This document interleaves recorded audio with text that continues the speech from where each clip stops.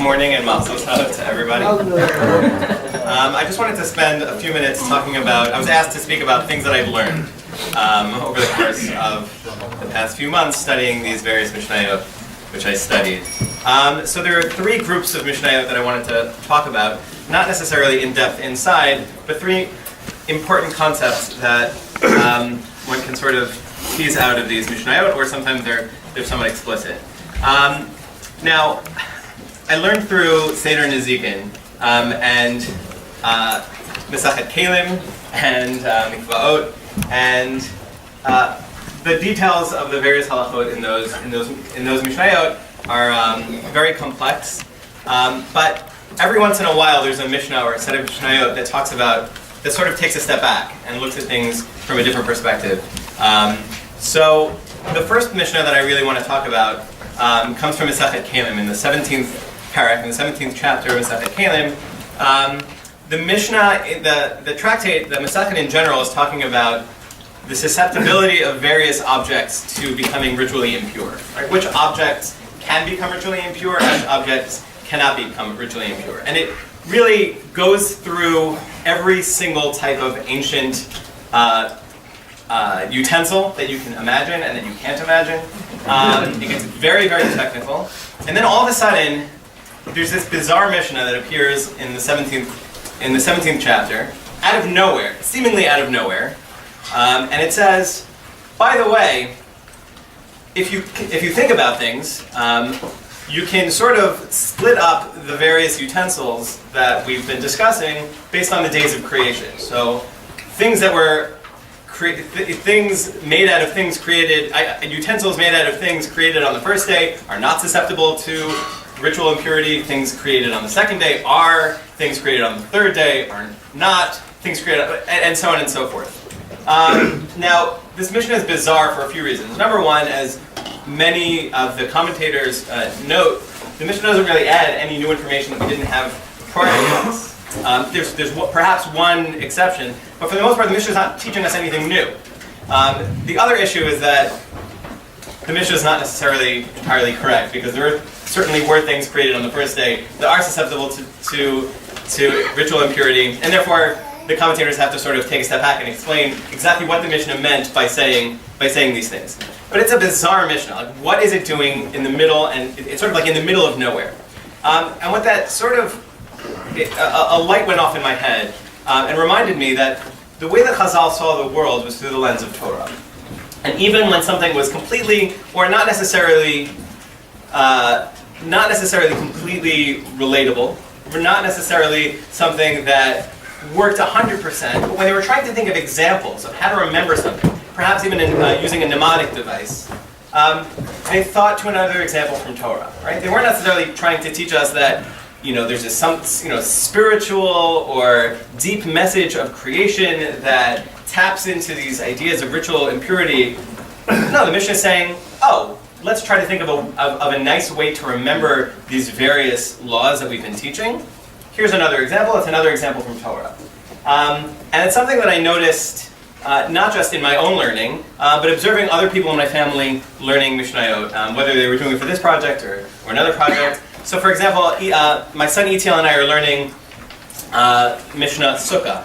And we're learning about the various types of schach that are okay and not okay, and how high something has to be in order to constitute a wall, and when something's puzzle. And it's fascinating watching him walk through this world, looking at different items. And it could be, walking to shul, I'm not thinking about the Mishnah, but all of a sudden he looks at a wall and he says, that would be good for a sukkah. Or he looks at a bar on a structure and says, I think that would make the sukkah, puzzle. So that was. It's a really nice way of sort of looking at life. And the other example is my wife Michal learned Mesachet Uktzin, which talks about also different types of an object that are susceptible to tumah and not. And when something is only considered a handle, whether it's susceptible to tumah or not, whether it's if it's on food. And I just remember her coming home one day after having a conversation with her colleagues, her non-Jewish colleagues, about foods, and they were talking about how they ate shrimp and how they sort of grab it by the tail, and you don't eat the tail, and you use the tail to dip it in. And she came home and she told me I was thinking like not that shrimp is kosher, but that's exactly what the Mishnah is talking about, right? When you're using an item, a part of your food, not necessarily to eat, but to use for something else. I thought that was extremely beautiful. That even when you're talking about something that seemingly is completely unrelated to Torah, right? You're talking with colleagues about something that is not kosher, you can still sort of bring it back to the Torah that you're learning. So that's the first thing that I wanted to mention. And I'll try to wrap it up quickly. There were two other sets of Mishnayos that I thought were extremely important and teach extremely important messages. So one of them is at the beginning of Masechet Eduyot. The Mishnah comments that it's a strange thing that we do in the Mishnah, that we not only list what the halacha is, but we record minority opinions. And the Mishnah goes through three reasons as to why we do that. The first one is with regard to the arguments between Beit Hillel and Beit Shammai. And the Mishnah says, well, sometimes we don't hold like either of them, right? Hillel says one thing, Shammai says something else, and we paskin in a different way, right? The law is in accordance to a different way. So why are we recording Hillel and Shammai's opinion? And the Mishnah says, to teach us that we shouldn't be so strong in our convictions that we're unwilling to recognize the fact that someone else may be correct. Right? If Hillel and Shammai, two of the greatest rabbis recorded in the Mishnah, are able to sort of give in to the others' halachic opinion, then maybe that's something that we can consider as well. But it's not only that humility, right? Thinking inwards to ourselves. The Mishnah goes on to give two other examples. One example as to why we hold all these other opinions, the Mishnah states, is that right now we hold according to the majority. Right, as opposed to the minority, but we consider the minority opinion in case further down another Beit Din, another Jewish court decides, you know what, maybe that original Beit Din was wrong, and look, we have this other recorded opinion, this minority opinion, and maybe we can go according to this. Which also teaches us that things are not necessarily always so stable, right? Things can change.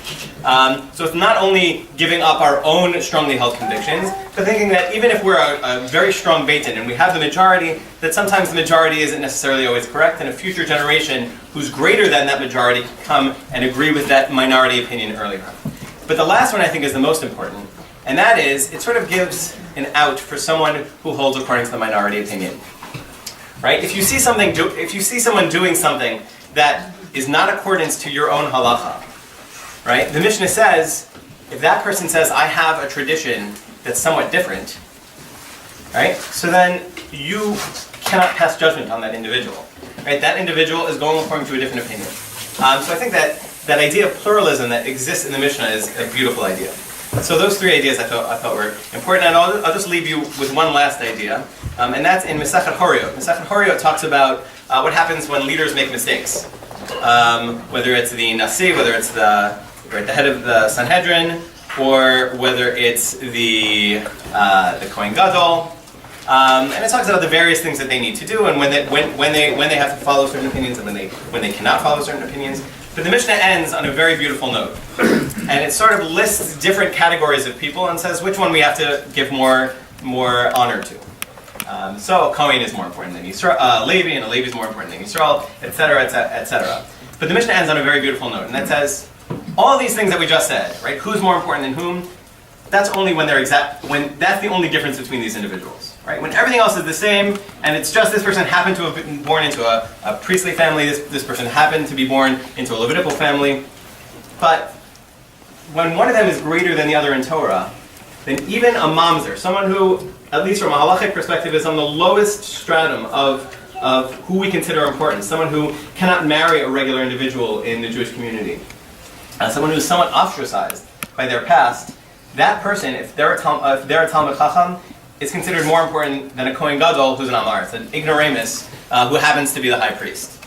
Which means that, at least ideally, even if it's not always held in practice in our communities, someone's birth means nothing if they don't do anything with it. But even if you were born in extremely unfortunate circumstances, through Torah you can achieve the greatest heights and be rewarded and honored more than someone who seemingly should deserve even more honor. Anyway, so Mazel Tov to everybody, and may you continue to see the world through the lens of Torah and continue to grow. Amen.